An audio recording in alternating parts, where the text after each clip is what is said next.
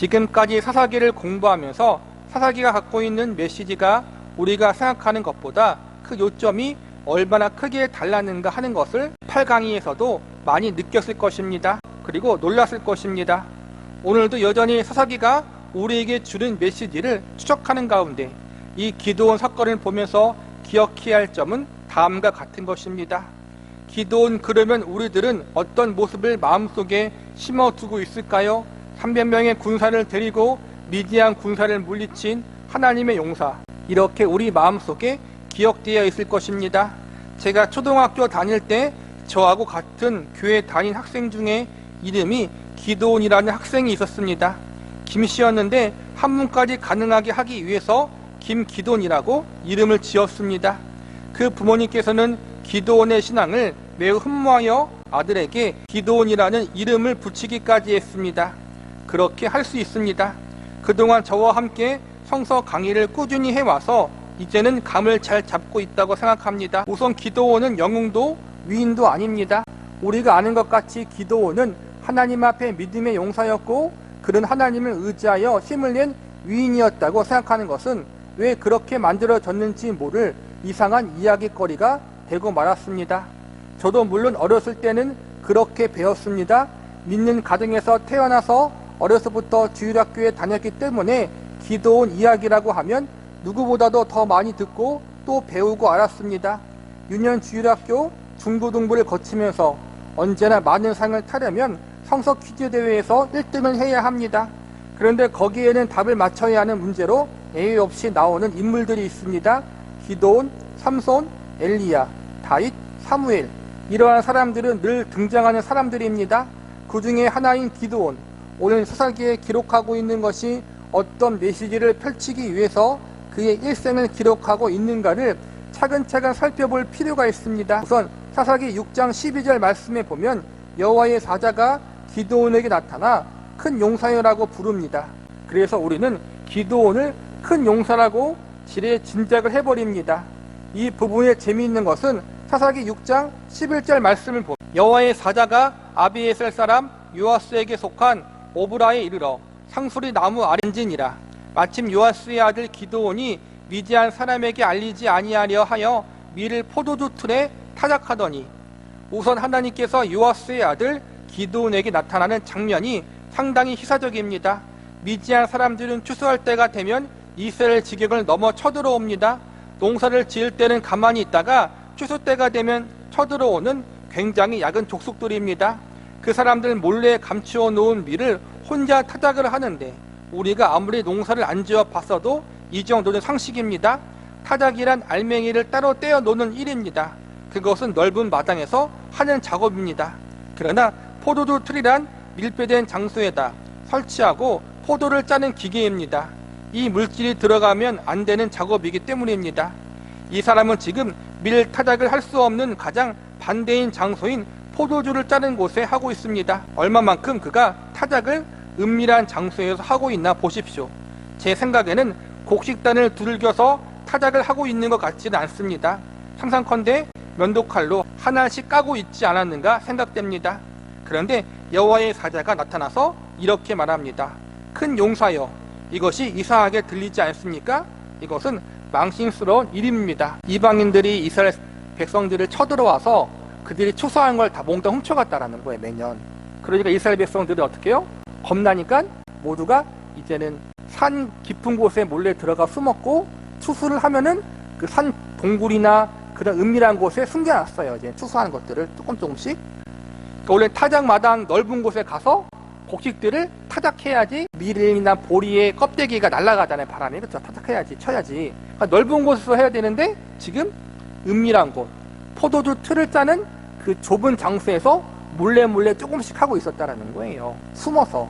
우리가 생각한 것만큼 기드온이 대단한 사람이 아니었다라는 거예요. 천사가 나타나서 큰 용사라고 말한 것은 정말 큰 용사라서 말하는 것이 아니라는 거예요. 기드온이 믿음이 좋아서 큰 용사로 쓰임받은 것이 아니라, 뒤에도 배우겠지만 기드온은 계속 하나님을 시험해요. 겁나니까. 내가 할 수 있나 없나? 여러분, 하나님을 시험한다라는 거예요. 이렇게 믿음이 부족한 기드온이고 겁 많은 기드온이었는데 하나님이 함께 하시고 그를 들어 쓰시니까 기드온이 큰 믿음의 용사가 되었다. 초점이 누구에게 있는 거예요? 기드온의 믿음이 있는 거예요? 아니면은 믿음이 부족한 기드온을 쓰신 하나님이에요? 하나님이죠? 우리 그 점을 늘 기억하라는 거예요. 신앙생활도 마찬가지예요. 이게 제목이 구원의 즉각성과 점진성이잖아요. 그리고 출애굽 사건, 사사기 사건을 언급하면서 출애굽 사건은 애굽에서 구원받은 사건이고 사사기 사건은 약속의 땅 안에서 벌어진 사건이란 말이에요. 그러니까 즉 하나님의 백성이라고 이미 인정받은 백성들 사이에서 일어난 일들을 지금 이야기하는 거란 말이에요. 하나님의 백성들이 하나님 백성답게 살지 못할 때에는 어떻게 해요? 지지리도 궁상맞게 산다라는 거예요. 고통받고 어려움 당하고 믿지 않은 사람들에게 핍박당하고 이게 믿음을 지키기 위해 당하는 것이라면 괜찮은 건데 그게 아니라 믿음의 사람들 하나님의 백성들이 이방인들과 똑같이 살다가 그렇게 고난당했다라는 거예요. 출애굽 사건, 세계 최강국이었던 애굽을 하나님이 10가지 재앙으로 물리친 사건이잖아요. 그 위대한 하나님이 이스라엘 백성들과 함께 하는데 이스라엘 백성들의 광야 40년은 뭐예요? 원망과 불평이었어요. 지금 사사기도 마찬가지예요. 약속의 땅에 이미 들어와 있어요. 여호수아의 전쟁을 통해서 약속의 땅을 쟁취했어요.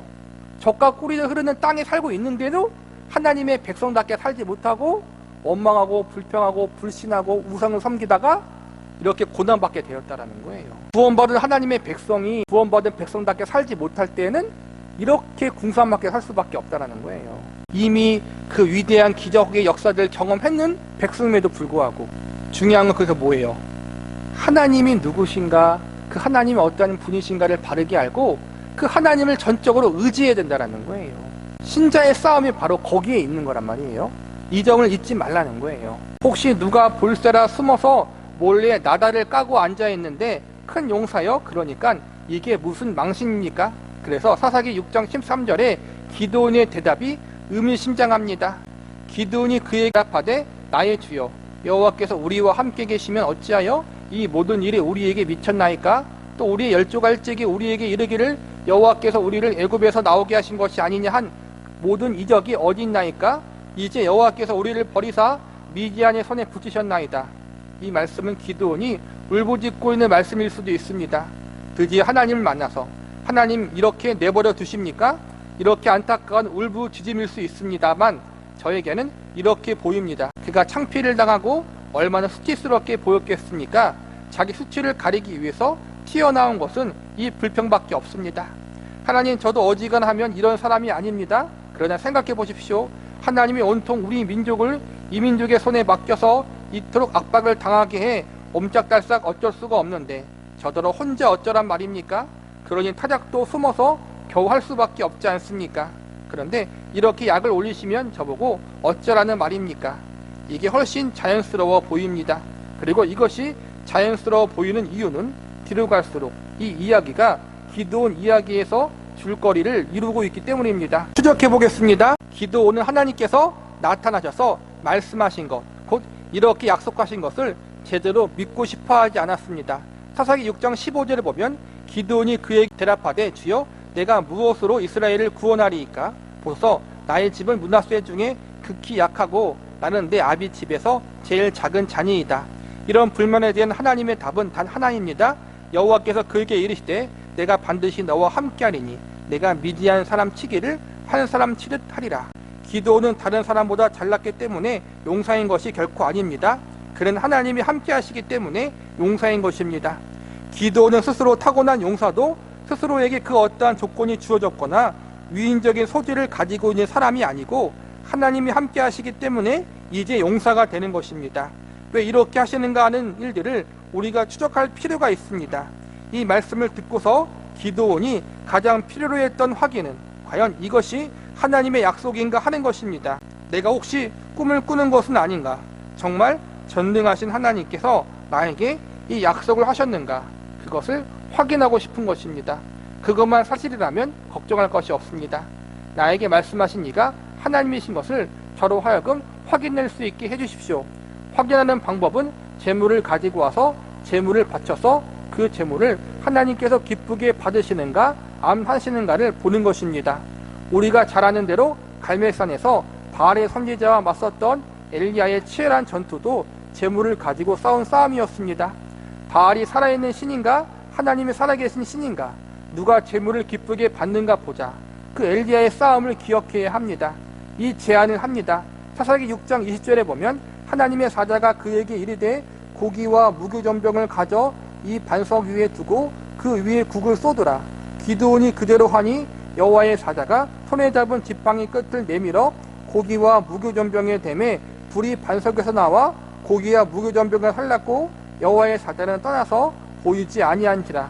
반석 위에 고기를 놓고 국을 그 위에 부었더니 여호와의 사자가 지팡이로 가리켰습니다. 당연히 지팡이에서 불이 나올 것이라고 예상합니다. 그러나 본문은 반석에서 나왔다고 합니다. 무엇 때문에 지팡이를 들어서 가리켰을까요? 우리의 상식이라면 지팡이로 가리키면 지팡이에서 불이 나와야 맞습니다. 반석에서 불이 나올 것이라면 지팡이를 들어 가리킬 필요가 없습니다. 기드온은 바로 이 역할을 하기 위해서 있는 것입니다. 성세에 쓰이는 어떠한 위인도 그로부터 불이 나오는 존재는 없습니다. 지팡이로 쓰이는 존재밖에 없습니다. 어떤 사람도 지팡이에 불과합니다. 불은 하나님에게서만 나옵니다. 기드온이야말로 이 사건을 위하여 준비된 참 보잘것없는 지팡이 노릇을 하기 위해 선택받은 사람입니다. 기드온의 전생애가 이것 하나를 메시지화하기 위해서 있는 것입니다. 우리가 지금 기드온이 겪는 이 일을 생각해 본다면, 그리고 기드온이 바로 여러분이라면, 여러분이 기드온같이 이런 경험을 했다면 그 다음날 어떻게 했을 것인가 마음에 한번 생각해 보십시오. 우리가 모세를 이미 한번 살펴봤습니다. 모세가 얼마나 미련한 사람이었는가를 잘 압니다. 말로 해서 안 돼서 드디 터질 뻔했을 때 움직였던 이상한 사람이라는 것을 우리가 살펴보지 않았습니까? 기드온도 모세와 견주어서 하나도 더 낫지 않습니다. 기드온이 지금 놀라운 기적을 경험한 거잖아요. 하나님의 천사를 만난 거잖아요. 그런데도 뒤에 보면 의심을 계속해요. 하나님이 정말 나와 함께 하시는 것인가? 하나님이 정말 역사하시는 것인가? 계속 의심을 하면서 하나님을 시험한다라는 거예요. 우리 같으면 천사를 만나고 기적을 경험했으면 용기를 가질 텐데 기드온은 그러지 못했다라는 거예요. 이 말은 뭐냐면은 첫 번째는 기드온이나 우리나 또 모세도 마찬가지지만 다 거기서 거기라는 거예요. 이렇게 하나님이 크게 역사하시면 내 믿음이 커져서 뭔가 크게 할 것 같지만은 우리는 그럴 만한 위인이 아니라는 거예요. 그리고 두 번째, 우리의 믿음도 기드온처럼 약하고 기드온도 연약했고 모세도 연약했지만 하나님이 그들을 쓰셨기 때문에 또 하나님 우리를 쓰시기 때문에 우리가 쓰임 받은 거라는 거예요. 그러니까 우리의 믿음이 좋고 우리가 능력이 좋아서 쓰임 받은 것이 아니라는 거예요. 하나님은 믿음의 사람을 쓰시기도 하시지만 동시에 믿음이 연약한 사람을 통해서도 일하신다는 거예요. 이것은 뭘 나타내는 거예요?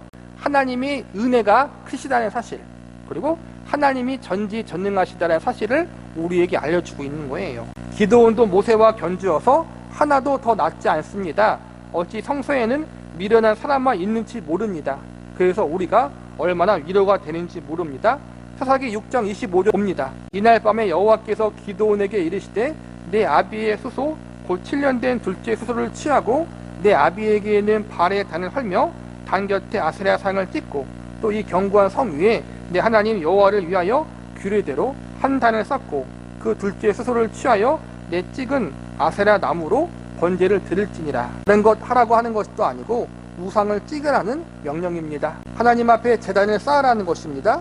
그에게 나타나셔서 말씀하셨고 증거를 보여주신 하나님의 명령입니다. 이에 기드온이 종 열을 데리고 여호와의 말씀하신 대로 행하되 아비의 가족과 그 성읍 사람들을 두려워하므로 이 일을 감히 백주 행하지 못하고 밤에 행하니라.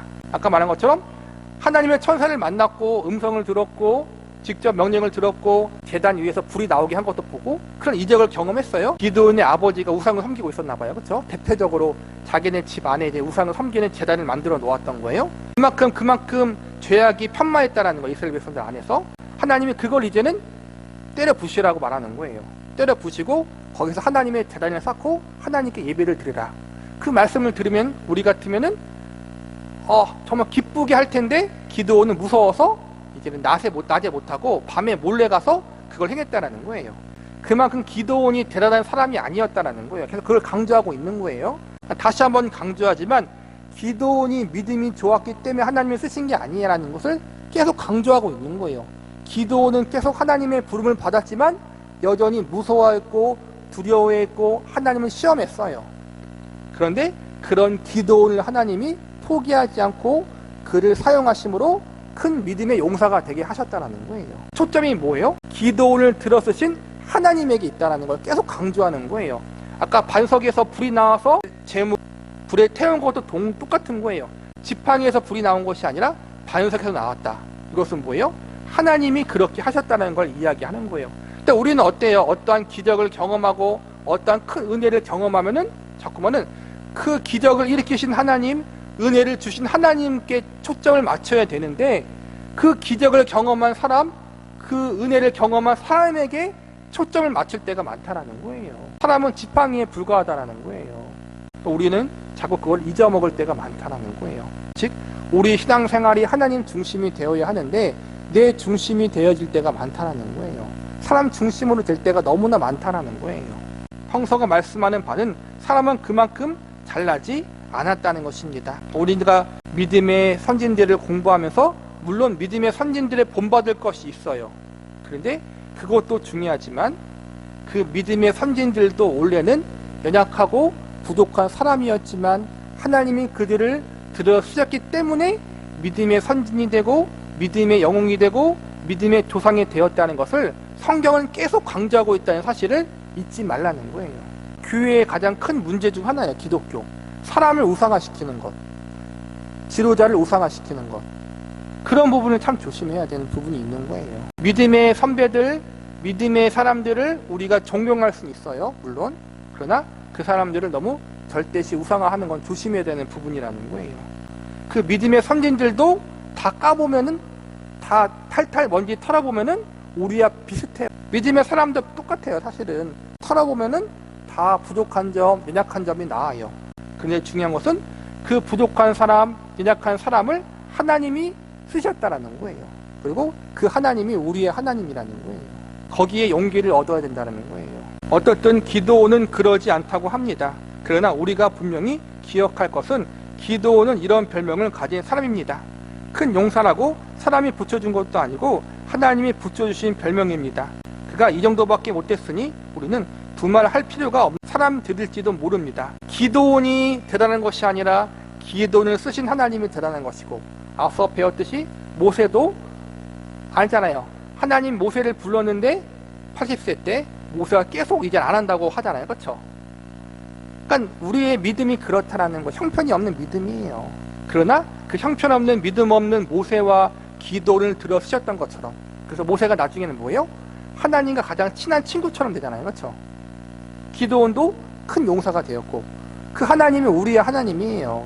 우리가 부족하고 연약하지만 하나님을 절대적으로 의지하고 나아갈 때 모세와 기드온을 들어 쓰신 하나님이 우리를 쓰시고 우리와 함께 하시고, 우리가 하나님의 형상과 예수 그리스도의 장성한 분량에 이르기까지 우리가 예수님을 닮아가는 사람으로 아름답게 만들어 주시는 일을 우리의 삶 가운데 행하신다는 거예요. 아브라함을 닮아가고 모세를 닮아가고 기드온을 닮아가는 것보다 우리에게 필요한 게 뭐예요?